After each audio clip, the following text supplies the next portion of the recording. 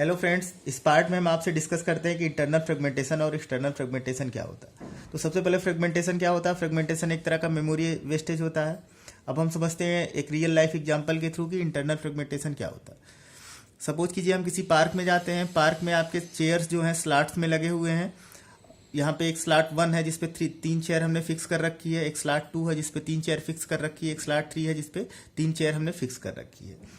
अब एक 2 पर्सन का ग्रुप आता है, देखता कौन सा स्लॉट खाली है। उसने देखा ये स्लॉट फ्री है। इस स्लॉट में क्या किया, 2 पर्सन ने 2 चेयर ऑक्यूपाई कर ली और यहाँ पे हमारा एक चेयर अब भी क्या हो रहा है, फ्री हो रहा है। देन अगेन एक पर्सन का ग्रुप आता है, देखता कौन सा स्लॉट फ्री है। उसने देखा ये स्लॉट फ्री है। यहाँ पे उसने क्या किया, एक चेयर ऑक्यूपाई कर ली। दो चेयर हमारी अभी भी क्या है, फ्री है। देन अगेन एक 3 पर्सन का ग्रुप आता है, वो देखता कौन सा स्लॉट हमारा फ्री है। उसने देखा ये स्लॉट फ्री है। यहाँ पे इसने 3 चेयर ऑक्यूपाई कर ली। तो इंटरनल फ्रेगमेंटेशन यहाँ पे क्या होगा कि हर स्लॉट के अंदर कितने हमारे फ्री चेयर्स हैं। यहाँ पे हमारा एक चेयर ऐसा है जिसको हमने कोई सीट किसी पर्सन को नहीं ऑक्यूपाई कर रखा है, तो मीन्स यहाँ पे हमारा एक चेयर का इंटरनल फ्रेगमेंटेशन हो रहा है। यहाँ पे 2 ऐसे चेयर्स हैं जिसको हमने किसी पर्टिकुलर पर्सन को नहीं अलॉट किया है, तो यहाँ पे हमारा क्या हो रहा है, 2 चेयर का इंटरनल फ्रेगमेंटेशन हो रहा है। और यहाँ पे हमारे सारे चेयर्स ऑक्यूपाइड हैं, मीन्स यहाँ पे हमारा चेयर्स के टर्म में इंटरनल फ्रेगमेंटेशन क्या है, 0 है। ऐसा ही कुछ हमारा होता है जब हम प्रोसेस को मेमोरी को फिक्स साइज के ब्लॉक में डिवाइड कर सकते हैं। फिक्स साइज में डिवाइड करने का हमारा सेंस ये नहीं होता कि सारे स्लॉट्स हमारे फिक्स साइज के हों। फिक्स साइज का हमारा मतलब क्या होता है कि जो भी साइज होगा वो पहले से ही डिसाइड होगा और उसमें हम अपडेशन नहीं कर सकते। सपोज कीजिए हमने 3 स्लॉट बना रखा है, एक हमारा 40 साइज का, एक हमारा 30 साइज का, एक हमारा 40 साइज का। अब कोई प्रोसेस हमारा P1 आता है जिसकी हमारी साइज है 35 का। अब P1 को हम कौन सा स्लॉट एलोकेट कर सकते हैं। सपोज कीजिए हमने स्लॉट 1 एलोकेट किया, तो P1 ने हमारा क्या किया, यहाँ पे स्पेस ले लिया और 5 साइज हमारा यहाँ पे क्या होगा, वेस्ट होगा। तो ये 5 का हमारा इस पर्टिकुलर स्लॉट में इंटरनल फ्रेगमेंटेशन हो जाएगा। उसी तरह एक P2 आता है, P2 की साइज मान लीजिए 20 है और P2 को हमने ये स्लॉट एलोकेट कर दिया। अब P2 की साइज 20 है, P2 को हमने जिस स्लॉट में एलोकेट किया उसकी साइज कितनी है, 30 है। तो यहाँ पे हमारा क्या होगा, 10 साइज का वेस्टेज होगा। ये 10 साइज हमारा क्या हो गया, इंटरनल फ्रेगमेंटेशन। देन हमारा P3 आया, P3 की साइज सपोज कीजिए हमारा 40 है, तो P3 को अगर हम ये स्लॉट एलोकेट कर देंगे तो हमारा इंटरनल फ्रेगमेंटेशन कितना हो जाएगा, 0 हो जाएगा। तो हमारा इस पर्टिकुलर स्लॉट में कितना इंटरनल फ्रेगमेंटेशन हो रहा है, 5 का। इस पर्टिकुलर स्लॉट में इंटरनल फ्रेगमेंटेशन कितने का हो रहा है, 10 का। इस पर्टिकुलर स्लॉट में इंटरनल फ्रेगमेंटेशन कितने का हो रहा है, 0 का। तो इंटरनल फ्रेगमेंटेशन का रीजन क्या है, इंटरनल फ्रेगमेंटेशन का रीजन क्या है कि हमने मेमोरी को फिक्स साइज के फिक्स नंबर ऑफ ब्लॉक्स में डिवाइड कर रखा है। और हमारी स्कीम कुछ ऐसी है कि हम एक पर्टिकुलर ब्लॉक में सिर्फ एक ही पर्टिकुलर प्रोसेस को मेमोरी एलोकेट कर रहे हैं।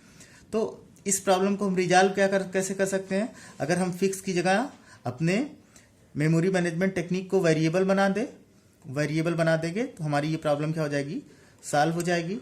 तो इंटरनल फ्रेगमेंटेशन मीन्स अगर यहाँ पे हम इस चेयर को फिक्स ना रखते और यहाँ पे हम इस 2 चेयर को फिक्स ना रखते तो हमारा कभी भी इंटरनल फ्रेगमेंटेशन ना होता। लेकिन इस स्लॉट पे हमने 3 चेयर को फिक्स कर रखा है था, इसलिए यहाँ पे हमारा इंटरनल फ्रेगमेंटेशन हो रहा था।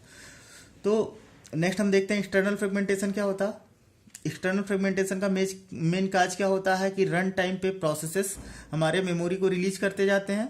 जब उनका एग्जीक्यूशन कंप्लीट होगा वो मेमोरी को रिलीज कर देंगे। मेमोरी रिलीज करने के बाद हमारे जो फ्री स्लॉट्स हो रहे हैं वो इतने हों कि उसमें हम प्रोसेस को मेमोरी एलोकेट कर पाएँ, लेकिन हम फिर भी ना कर पा रहे हैं क्योंकि हमारी मेमोरी जो है वो स्कैटर्ड वे में है। तो इस पर्टिकुलर सिचुएशन में हमारा क्या होगा, एक्सटर्नल फ्रेगमेंटेशन होगा। मीन्स जैसे इस पर्टिकुलर एग्जांपल में अगर ये 2 पर्सन अपना सीट फ्री कर दें थोड़ी देर बाद, ये 3 पर्सन अपना सीट फ्री कर दें थोड़ी देर बाद, और मेरे पास एक 4 पर्सन का ग्रुप आता है, वो यहाँ पे स्पेस लेना चाहे, चेयर्स लेना चाहे। अगर हम चाहें कि हम चारों पर्सन को एक साथ सीट एलोकेट कर दें तो हम नहीं कर सकते। क्यों नहीं कर सकते, क्योंकि मेरा 3 साइज यहाँ पे फ्री है, 2 साइज यहाँ पे फ्री है, 3 साइज यहाँ पे फ्री है, 1 साइज यहाँ पे फ्री है। जबकि मेरे पास 4 साइज का स्पेस था, लेकिन हम एलोकेट क्यों नहीं कर पा रहे हैं, क्योंकि हम चारों पर्सन को एक साथ सीट देना चाह रहे हैं। अगर हम 3 पर्सन को यहाँ पे सीट दे दें, 1 पर्सन को यहाँ पे चेयर दे दें तो हमारी ये प्रॉब्लम ना आती। तो एक्सटर्नल फ्रेगमेंटेशन कब होता है कि जब हम प्रोसेस को एक साथ एक जगह पे रखना चाह रहे हैं, तब हमारी इंटरनल फ्रेगमेंटेशन आती, एक्सटर्नल फ्रेगमेंटेशन आती है।